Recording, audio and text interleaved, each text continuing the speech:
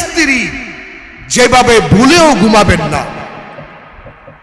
স্বামী আর স্ত্রী একই বিছানায় ঘুমায়, এমন একটা ঘুম আছে যেইভাবে ঘুমালে পরে স্বামী আর স্ত্রীর প্রতি আল্লাহ নারাজ হয়ে যায়, শয়তান খুশি হয়ে যায়।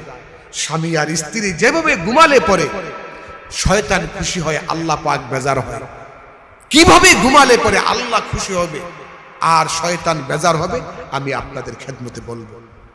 স্বামী আর স্ত্রী যেভাবে কখনো ঘুমাবেন না, আল্লাহ পাক নারাজ হয়ে যায়, শয়তান খুশি হয়ে যায়। ওই সংসারে সর্বদা অভাব লেগেই আছে। লক্ষ টাকা স্বামী ইনকাম করে, কিন্তু ঘরের ভিতরে অভাব লেগে আছে, ঘরের ভিতরে অসুখ বিসুখ লেগে আছে।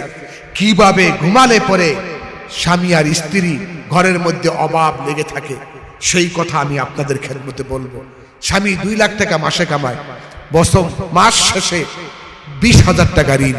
ছেলের অসুখ, মেয়ের অসুখ, ছেলেতে শান্তি নাই, মেয়েতে শান্তি নাই। ছেলে বিয়ে করাইছে, পুত্রবধূর সাথে মিল নাই।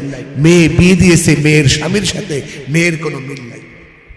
সংসারে উন্নতি হতে পারে না, উন্নতি করতে পারতেছে না। দুশ্চিন্তা, অপমান, অপদস্থ, যেখানে যায় সেখানে অশান্তি আর অশান্তি। কিভাবে ঘুমালে পরে অশান্তি, সেই ঘুমের কথাটা আমি আপনাদেরকে বলবো। ওইভাবে আপনারা ঘুমাবেন না যেইভাবে ঘুমাইলে পরে শয়তান খুশি হয়, আল্লাহ বেজার হয়। ঘুম তো আল্লাহ পাকের নিয়ামত।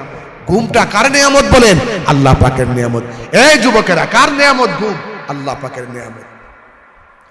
কোরআনে কারীমের ভিতরে আল্লাহ রাব্বুল আলামিন বলেন, وَجَعَلْنَا نَوْمَكُمْ سُبَاتًا وَجَعَلْنَا اللَّيْلَ لِبَاسًا وَجَعَلْنَا النَّهَارَ مَعَاشًا وَبَنَيْنَا فَوْقَكُمْ سَبْعًا شِدَادًا। আমি ঘুম দিয়েছি প্রশান্তির জন্য, রাত্র দিয়েছি তোমাদেরকে ঘুমাবার জন্য, দিন দিয়েছি তোমাদেরকে কর্ম করার জন্য।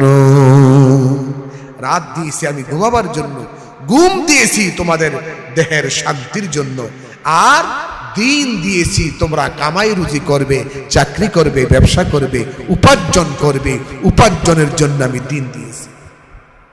আমাদের দেশে অনেক স্ত্রী আছে, স্বামীকে খুশি